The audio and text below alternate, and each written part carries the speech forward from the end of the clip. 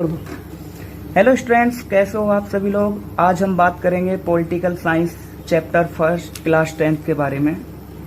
Basically इस chapter में हमें बात करनी है पावर शेयरिंग के बारे में।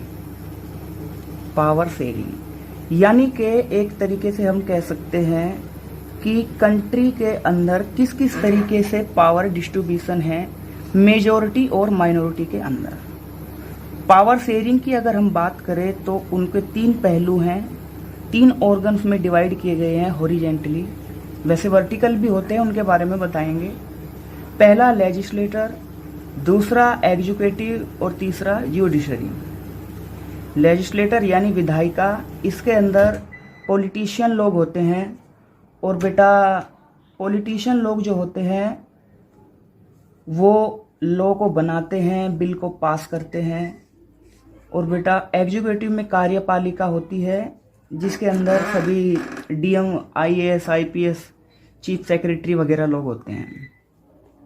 और बेटा जुडिशरी में क्या होता है, न्यायपालिका जो कंट्रोलिंग करती है, क्रॉस चेकिंग करती है बेसिकली कि कोई किसी का शोषण ना कर सके किसी भी तरीके से। अगर हम इन चीज़ों को रिटर्न में बात करें कि बच्चों को आपको नोट कैसे बनाने हैं, आप इस तरीके से देखेंगे।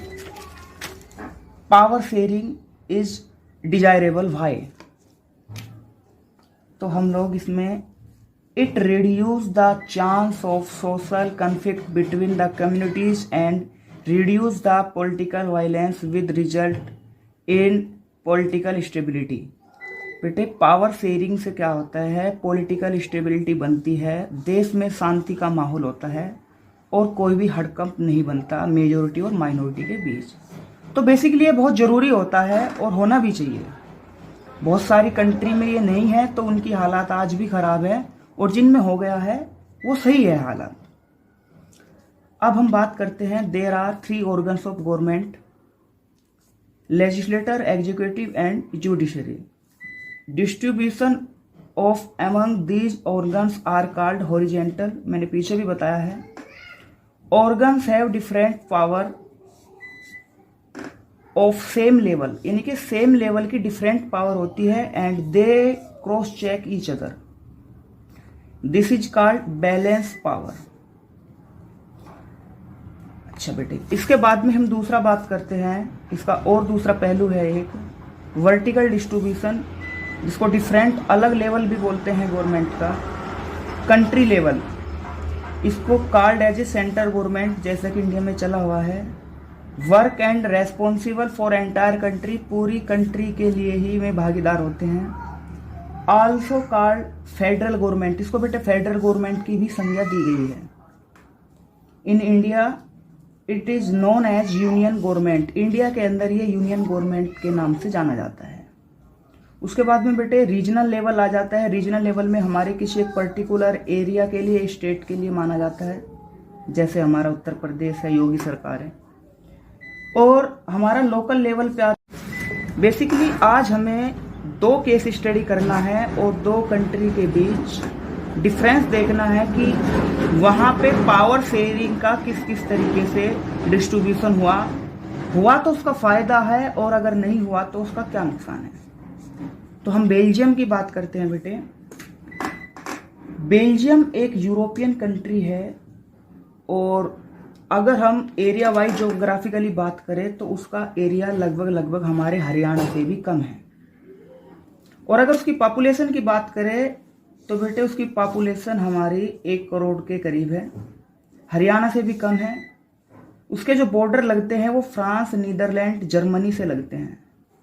अगर मैं आपको मैप से बताऊं तो कुछ, अगर आप गूगल मैप चेक करोगे तो ये हमारा जो एरो वाला है ये पड़ता है बेटे हमारा बेल्जियम, इधर के राइट साइड में जर्मनी, नीचे फ्रांस और ऊपर नीदरलैंड। अगर हम गूगल मैप की बात करें तो गूगल मैप में भी चेक कर सकते हैं। इधर अगर हम कंप्यूटर पे या अपने टैबलेट पे बात करते हैं,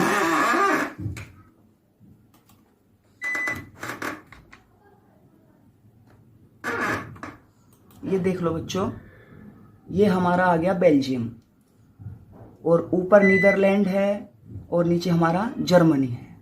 आप लोग इसको जूम करके और देख सकते हो, पूरा क्लियर आ जाएगा। और आप लोग इसको वर्ल्ड मैप में चेक कर सकते हैं इसकी ज्योग्राफिकल कंडीशन। बेसिकली 3 साइड से ये बाउंड्री से जुड़ा हुआ है और अपनी एक साइड जो इसकी हमारी पश्चिम साइड है, वेस्टर्न साइड है, वो हमारा समुद्र से लगी हुई है। चलो अब बात करते हैं स्टडी की, अपनी पढ़ाई पे आते हैं इधर।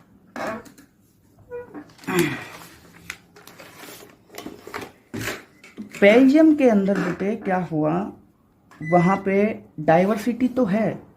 डाइवर्सिटी में 1% जो लोग हैं वो जर्मन स्पीकिंग के हैं, 59% डच मेजोरिटी के लोग हैं और 40% फ्रेंच स्पीकिंग के लोग हैं। जो फ्रेंच स्पीकिंग के हैं वो रिच है पावर में भी, क्योंकि उसका एक रीजन है, हमारी जो बेल्जियम की राजधानी है, कैपिटल है ब्रुसेल्स, वहाँ पे 80% फ्रेंच है। बाकी अगर कंट्री में ओवरऑल की बात करें तो 40% है और ब्रुसेल्स जो राजधानी है वहाँ पे 20% डच है। यानी कि राजधानी के अंदर फ्रेंच की जो जनसंख्या है वो 80% है। तो यानी कि जाहिर सी बात है, तो जब कैपिटल में है तो वहाँ पे इकोनॉमिकली वो ग्रोथ करेंगे, काम धंधे वहाँ पे उनके ज़्यादा होंगे। तो इसी तरीके से भी शक्तिशाली लोग हैं।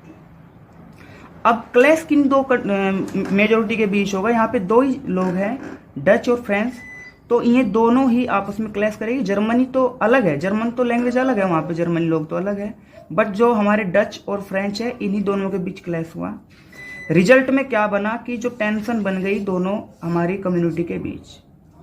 इस टेंशन के होने के कारण वहाँ की जो समाधान निकाला सरकार ने और वहाँ पे एक कॉन्स्टिट्यूशन बनाया। उस कॉन्स्टिट्यूशन का हमने भी यूज किया है, अपने इंडिया में लिया गया है रिजर्वेशन का, उसके बारे में बात करते हैं हम लोग नेक्स्ट पेज पे। गवर्नमेंट ने क्या करा है कि जो वहाँ पे मिनिस्टर्स लोग हुए वो दोनों की दोनों कम्युनिटी को इक्वल लीडरशिप दे दी, यानी कि दोनों कम्युनिटी के लोगों को मंत्री बनाया गया। इम्पोर्टेंट जो लॉज बनाए गए वो दोनों ग्रुप के सपोर्ट के लिए बनाए गए। Many laws will pass only will support both group. Many power of centre government given to the state government, यानी कि खुली छूट दे दी है अपना ग्रोथ करने की, अपने एरिया में, अपने पर्टिकुलर क्षेत्र में चहुमुख विकास करने के लिए, डेवलप करने के लिए स्टेट गवर्नमेंट को खुली छूट दे दी सेंट्रल गवर्नमेंट ने।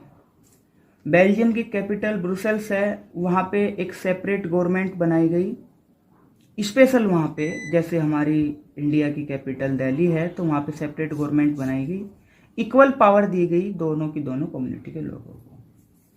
सेपरेट कम्युनिटी गवर्नमेंट बनाई गई स्पेशल, जो उनके दोनों कम्युनिटी के लोगों के कल्चर का इशू को ध्यान रखेगी, उनकी लैंग्वेज को ध्यान रखेगी, उनके रिलीजन को ध्यान रखेगी।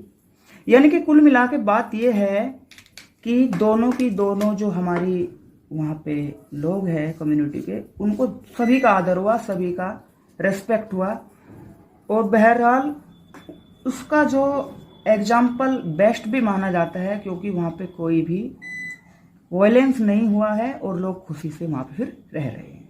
वहीं अगर हम दूसरी तरफ बात करते हैं श्रीलंका की, श्रीलंका आपको पता ही है हमारे तमिलनाडु के ईस्ट और वेस्टर्न एरिया में पड़ता है, साइड में पड़ता है। वहाँ पे अगर हम बात करें जो पॉपुलेशन है वो 2 करोड़ के लगभग है।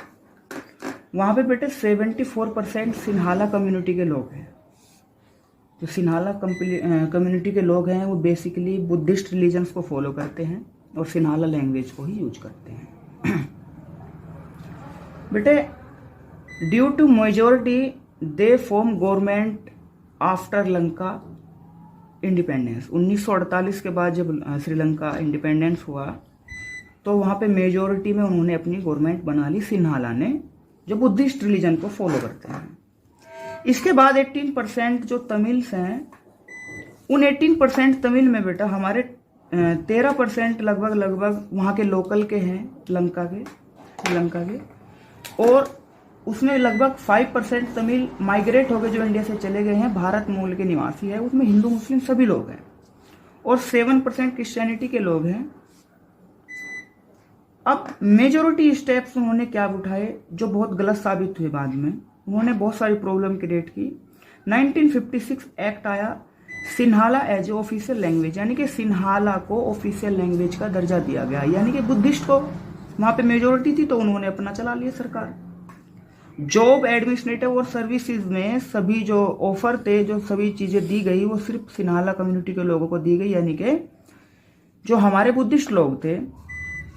प्रमोट क्या करते थे वे, सरकार प्रमोट भी बुद्धिस्ट को करती थी और प्रोटेक्ट भी सिर्फ उन्हीं को करती थी। तो बहरहाल कारण क्या हुआ, इससे जो दूसरे माइनॉरिटी के लोग थे, तमिल थे, उनमें एलिएशन हो गया, यानी कि उन्होंने भड़कना स्टार्ट हो गए, चालू हो गए, स्ट्राइक करनी स्टार्ट कर दी उन्होंने। और बेटे सेपरेट उन्होंने आखिरकार क्या हुआ, 19 के लास्ट तक आते आते उन्होंने अपना एक अलग कंट्री की मांग की, नॉर्थ ईस्ट साइड में डिमांड कर दी उन्होंने कि हमें भैया अपना अलग बसाना है, अलग हमें कंट्री दे दो। तो इससे क्या हुआ बेटे, वहां पे वार छिड़ गया, सोशल वार होगा, इकोनॉमिक हानि होगी, बहुत सारा कल्चर और लाइफ, यानी कि यहाँ पे कोई रेस्पेक्ट नहीं है सभी का, किसी एक पर्टिकुलर कम्युनिटी का रेस्पेक्ट दिया गया। ये एक बहुत गलत एग्जाम्पल है अगर हम नियम को फॉलो करने की बात करें। अब हम बात करते हैं जो लंका में मेजोरिटिलिज्म हुआ है, यानी कि किसी एक पर्टिकुलर मेजोरिटी कम्युनिटी का इफेक्ट, उससे क्या क्या नुकसान हुए इसको बात करते हैं। Tension create between both community, दोनों कम्युनिटी के बीच टेंशन क्रिएट हो गई। उसके बाद में बेटा तमिल जो पीपल थे वो लॉन्च अलग अलग उन्होंने अपनी पार्टी बनानी स्टार्ट कर दी, जो तमिल लोग थे, और उन्होंने चाहा कि हमारी भाषा को, तमिल को, यानी कि ऑफिशियल लैंग्वेज बनाया जाए और हमें जॉब में प्रेफरेंस दिया जाए और हमारी जॉब और एजुकेशन में हमें जॉब एजुकेशन के लिए हमें नियम दिए जाए, यानी कि हमें भी प्रेफरेंस दिया जाए। बट क्या हुआ कि इस चीज को मना करते चले गए। मना करने से क्या हुआ बेटे, 1980 के लगभग जो तमिल ने जितने भी तमिल लोग थे उन्होंने अपनी अलग पार्टी बनाई और उन्होंने क्या कर दिया बेटे, सेपरेट तमिल स्टेट की डिमांड कर दी। और उन्होंने क्या कर दिया बेटे, स्ट्रगल जो वो उनका जो स्ट्रगल है वो सिविल वॉर में तब्दील हो गया। अब यहाँ पे हमें सोचने की बात मिलती है, अगर हम बात करें पावर शेयरिंग की, तो श्रीलंका में जो बेटे हमारा नियम जो बनाए गए हैं या फिर लॉ जो हमारे शेयरिंग है वो सही नहीं हुई है। वहां पे किसी पर्टिकुलर कम्युनिटी को तो उन्होंने दे दिए, दूसरी को नहीं दिए, तो ये सही नहीं है। अब अगर हम बात करते हैं अपनी बेल्जियम की, तो बेल्जियम में पावर शेयरिंग बहुत अच्छी हुई है, सभी का रेस्पेक्ट हुआ है और होना भी ऐसा ही चाहिए। तो इससे क्या हुआ बेटे, वहां के लोग खुश हैं और वहां से हम लोगों ने भी बहुत सारी चीजें ली हैं, बहुत सारे प्रावधान अपने अपने कॉन्स्टिट्यूशन में लोगों ने लिए हैं, हमने भी लिए हैं। रिजर्वेशन का प्रावधान यहीं से लिया गया है, जैसे हम लोग जो माइनॉरिटीज है उनको रिजर्वेशन दिया गया है, सभी को इक्वलिटी है, तो बहुत सारी चीजें सिमिलरिटी है। फिर अपने नोट्स बना ले, हैंड रोट नोट्स बनाएं और उसको लर्न करें। आप लोग इनका स्क्रीनशॉट ले सकते हैं या वीडियो को जूम करके भी बेटे क्या कर सकते हैं, उसको आप नोट्स में बना सकते हैं। तो ये चैप्टर आपका जो पहला चैप्टर है बेटे ये कंप्लीट होता है। आप लोगों को हमारी वीडियो कैसी लगी, वीडियो नेक्स्ट लेक्चर की भी हम बनाएंगे, 1-2 दिन बाद अपलोड करते रहेंगे। आशा है आप सभी लोग खुश होंगे, सुरक्षित रहे, अपने घर पे रहे और अपने हाथों को अच्छे तरीके से साबुन से धोते रहे, कोरोना से लड़ते रहे और घर पे बैठ के हमारा सहयोग करते रहे, देश का सहयोग करते रहे और घर पे बैठ के बेटा अपनी पढ़ाई करते रहे। और मुझे आशा है आप सभी लोग इनका नोट्स बनाएंगे और सभी लोग इसको अच्छे से प्रिपेयर करेंगे। Thank you for next video.